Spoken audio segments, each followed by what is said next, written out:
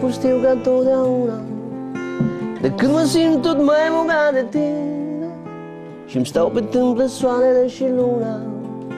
Acum e cel mai rău și cel mai bine și uite, n-are cine să ne ajute. Abia-și mai ține lumea ale sale și într-un perete alb de muze mute nebunii negri caută o cale. Fanii buzoieni au ocazia să se bucure de reîntâlnirea cu celebrul Emeric Imre, care va concerta alături de Jimmy L. Loco, chitară, Gabriel Ghiță, clape și Nicu Barna, percuție. Emeric Imre a devenit cunoscut în anii 80 prin participarea la cenaclul Flacăra, iar de când a urcat pe scenă pentru prima dată, a scos un singur album în 2006 intitulat Nebun de alb. A compus peste 300 de cântece. Este un susținător al promovării folcului românesc și are o mare contribuție în organizarea festivalului anual Folk-U.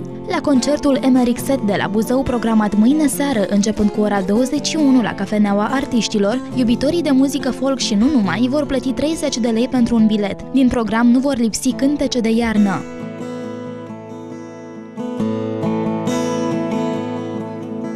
Prin gânduri sclerate accidente, mărfane triste vin în miezul verii, iar eu sunt plin de gesturi imprudente, ca să te apropii și ca să te sperii.